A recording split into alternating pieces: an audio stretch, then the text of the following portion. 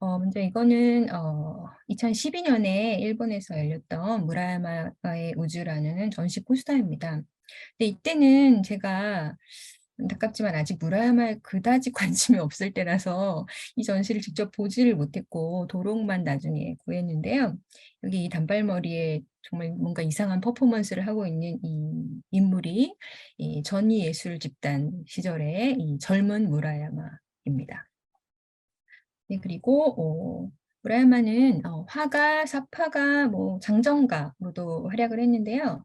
아내하고 같이 이제 그림책 작가로도 많은 작품을 남겼습니다. 여기 있는 두 권은 제가 제 아이들에게도 직접 사준 것들인데요. 엄마에 의해서 좀 강요된 취미이기는 하지만 또 반응은 괜찮았고요.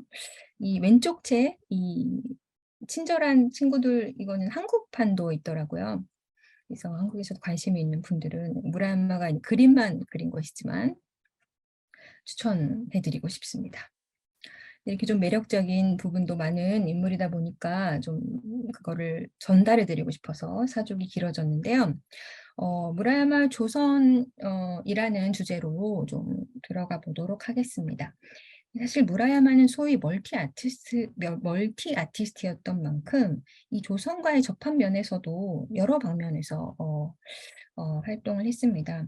네, 아주 대략적으로 정리를 하자면 먼저 당연히 인적 교류가 있겠고요. 그 다음에 조선 소재 창작 활동.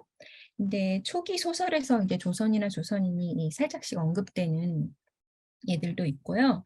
근데 보다 중심적인 소재로 조선과 조선인을 메인 소재로 한 소설들, 이것들은 이제 나중에 소설집 명희라는 단행본으로 엮여져 나왔습니다. 48년에요.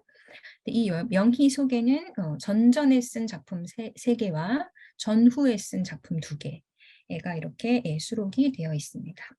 네, 그리고 연극에서는 아까도 언급했듯이 이 38년에 춘향전을 일본뿐 아니라 조선 각지에서도 이제 상연을 했었고요.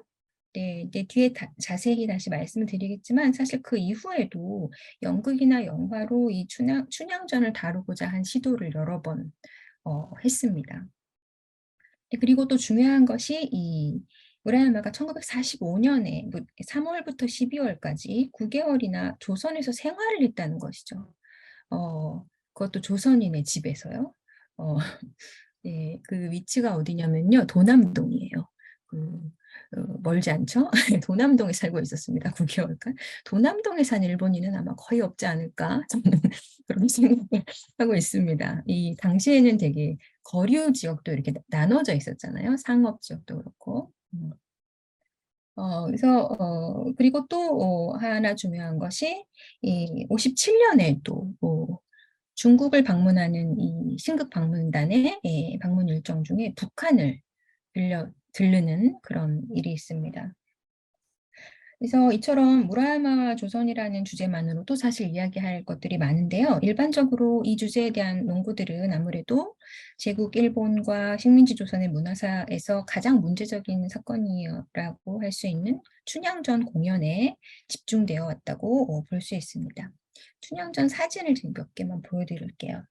네, 오른쪽이 이제 도쿄 공연 때 춘향과 몽룡인데요. 이제 이때 몽룡을 아카키 랑코라는 여자 배우가 맡았어요. 이 남자 역을. 그래서 이게 또 식민지 남성의 여성화라는 맥락으로 논문에서 많이 논의가 되었죠. 네, 그렇지만 이제 조선 순회 공연을 떠날 때는 왼쪽 사진처럼 이제 아카기 랑코가 이번에는 춘향 역할을 맡고 이제 남자 배우가 몽룡을 맡았습니다.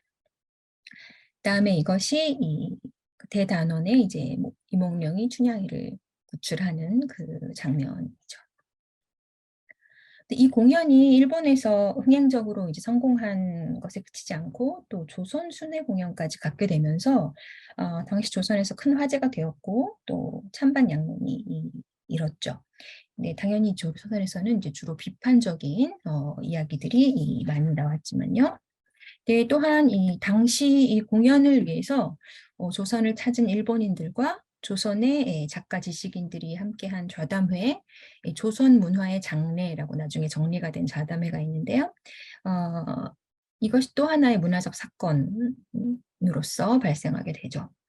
네, 예, 그렇기 때문에 이 식민주의와 문화에 관심을 둔 많은 연구자들이 이 춘향전 공연과 좌담회를 중심으로 논의를 이어온 바 있습니다.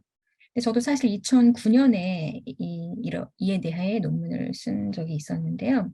네, 하지만 그 논문을 쓴 당시에는 저도 제대로 그 중요성을 인식하지 못했던 것이지만 이 춘향전 공연은 무라야마 개인의 차원에서는 사실 조선 표상의 어떤 시작점에 불과했다고도 볼 수가 있을 것 같아요.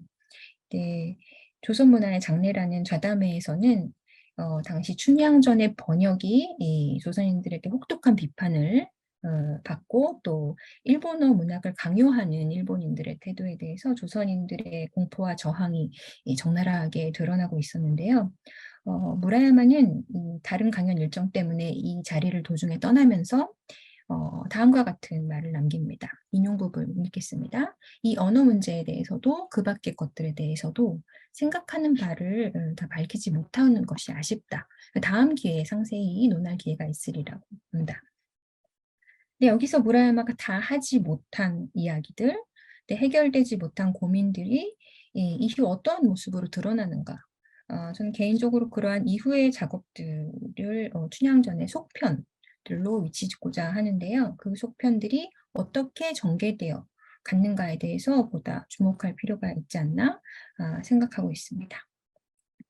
그러한 의미에서 중요한 것이 1938년의 소설 단청입니다. 단청의 주인공은 미도리가와라는 일본인 영화 감독인데요. 이 사람은 이제 조선에 대해 단순하지 않은 애정과 책임감을 지닌 인물로 묘사되어 있고요. 조선을 소재로 한 영화 시나리오를 쓰기 위해서 조선을 방문합니다.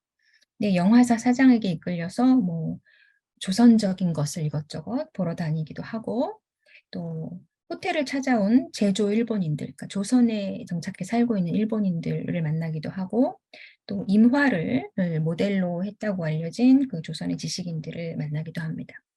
근데 문제는 이 조선 체험을 통해서 이 주인공이 조선의 영화를 왜 일본인인 자신이 만들어야 하는가? 일본인 자신에게 그러한 자격이 있는가라는 보다 근본적인 문제에 부딪힌다는 것이죠. 그래서 결국 바로 영화를 포기하고 조선을 떠나지도 못하고 그렇다고 영화를 감행하지도 못하는 그런 판단 불능의 어떤 상태에서 이 소설이 끝나버립니다. 근데 즉 이 소설은 무라야마가 춘향전 공연을 계기로 직면하게 된 조선 표상의 불가능성을 둘러싼 자문자답의 그러나 여전히 미답인 채의 그런 텍스트라고 할 수 있습니다. 그런데 더 흥미로운 것은 무라야마가 이 소설 단청을 스스로 미완의 텍스트라고 규정했다는 점입니다. 즉 이것으로 끝나는 이야기가 아니다라고 어떤 곳에서 밝히고 있다는 것이에요. 그래서 그러면서 실제 자신은 영화 춘향전의 시나리오를 완성을 해서 잡지에 발표를 합니다. 결국 이 영화는 실제로 제작되지는 못했지만 근데 우리는 이 무라야마가 마치 소설 단청의 속편 내용을 준비하기라도 하듯이 이 조선 표상의 속편들, 즉 연극 춘향전의 속편의 작업을 꾸준히 시도했다는 것을 이후 확인할 수가 있습니다. 네, 여기에 이제 열거한 것들이 그러한 속편의 면면들이라고 할 수 있는데요. 무라야마는 이때 1938년에 좌절됐던 영화를 1945년에 조선에 가고 나서 다시 이제 찍으려고 시도를 합니다. 근데 결과적으로는 이것도 제작되지 못해요. 또 무용가 조태권, 네? 예, 무용가 조태권의 도쿄 공연에도 관여를 하게 되는데요. 1940년에 이 공연에서는 조태권의 신작 학이라는 무용과 춘향조국이라는 두 가지, 이 춘향조국은 2인무, 둘이서 이제 춤을 추는 건데요. 공연되었습니다. 지금 이 자료가 왼쪽에서 두 번째까지가 그 무용 때의 자료입니다. 예, 제일 왼쪽이 표지고요. 네, 가운데 보시면은 제일 위가 이제 무용가 조태권. 이 무용가 조태권의 집에 살았던 거예요. 그 무라야마는 조선에 갔을 때 이제 그게 도남동이었던 것이고요. 네, 무용가 조태권은 식민지기에 아이돌급 인기를 누렸던 최승희라는 여성 그 무용수가 있잖아요. 남자 최승희라고 할 수 있을 만한 이제 사람입니다. 그래서 마찬가지로 세승이와 마찬가지로 이시바쿠의 문화에서 현대무용을 시작했고요. 근데 조선의 현대무용을 확립한 인물이죠. 네, 재미있는 것은 또 전후에 세승이는 북한을 가고 조태건은 한국에 남죠. 네, 그가 춤추는 모습이 이 조태건이 춤추는 모습이 그 현존하는 그 가장 오래된 한국의 극영화라고 알려져 있는 미몽이라는 1936년의 영화가 있는데요. 거기 담겨 있어요. 네, 그 여주인공이 가출해서 이제 집을 나와서 조태건의 무용을 보러 가는 장면이 있거든요. 그래서 그 영상으로 조태건의 춤을 조금 확인할 수가 있습니다. 그리고 여기 지금 오른쪽에 지금 이 무라야마가 기획을 맡았고, 근데 음악도 다카기라는 유명한 사람이 맡고, 장치를 이토 키사쿠라고 당대 일본 공연계를 대표할 만한 사람들이 관여를 하고 있는 것을 알 수 있습니다. 앞으로 돌아가서요. 다음은 이제 45년 조선 체류시에 오페라 춘향전을 또 기획을 합니다. 근데 이거는 실제로 제작이 굉장히 많이 진행이 돼가지고 조선 이제 각본을 무라야마가 일본어로 쓴 다음에 그거를 조명암이라는 조선인이 번역을 하는 그런 형식으로 준비를 했는데 이 참고로 조명암이라는 인물도 나중에 북한에서 북한식 소위 북한식 혁명 가극을 확립하게 되는 사람이고요. 그리고 뭐 우리가 알고 있는 현재명이라든지 그런 유명한 음악가들이 다수 참여를 해서 연습을 열심히 하고 며칠 후에 공연을 하게 돼 있는데 그때 8.15가 닥친 거죠. 해방이 닥쳐서 이 공연도 직전에 이제 무산이 되게 됩니다. 근데 여기까지가 전전의 어떤 것들이고요. 그 이후로도 예, 이어지는데요. 전후에도 그래서 1946년에 그 해방 후에도 이 극단 이 문과자, 문화자가 공연한 춘향전에서도 뭐 무대 장치 고증 같은 것을 받게 되는데요. 그게 이제 이 제일 오른쪽에 있는 포스터입니다. 근데 이 포스터의 이 공연은 이 연극 춘향전은 잘 기록이 얼마 남지 않고 잘 알려져 있지 않았던 것인데 무라야마의 스크랩북 자료라는 것이 있어요. 이따가 다시 설명을 드릴 텐데 거기서 찾은 것이고요. 근데 반면에 이제 1948년에 이 오페라 가극 춘향이라는 것은 이제 비교적 많이 알려지고 논문도 몇 편 나와 있는 그런 공연이죠. 그다음에 이제 북한에 갔을 때 또 북한 극단이 공연하는 그 심청전을 보고 또 감흥을 받아가지고 그 일본에 돌아와서 라디오 드라마 심청전을 썼다는 기록이 남아 있습니다.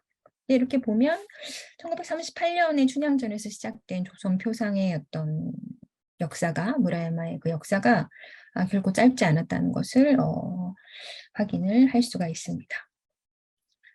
그럼에도 불구하고 무라야마와 조선이 1938년에 사건만으로 주로 논의된다는 것은 사실 어떻게 보면 좀 부적절한 일일 수도 있을 것 같고요. 특히 무라야마가 1945년에 이 9개월이나 조선에 체류했다는 이 유일무이한 경험을 지닌 일본인이라는 점은 지금까지 이상으로 좀 더 주목될 필요가 있지 않나 생각이 됩니다. 이제까지 이때 장기 체류에 대해서 혹은 쓰거나 혹은 그에 대해서도 좀 언급한 이런 연구들이 있고요. 지금 이정우 선생 논문도 제가 참고를 했고요. 근데 잠깐만요.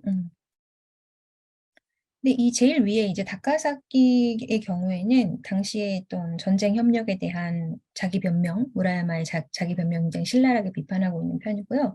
그 이후에 나온 논고들은 이러한 특별한 무라야마의 경험을 제국의 지식인과 식민지 문화에 흔치 않은 조우의 장면으로서 좀 높이 평가를 하고 소위 무라야마의 조선 사랑이라고 할까요? 좀 그런 것들을 강조하는 맥락 속에 있습니다.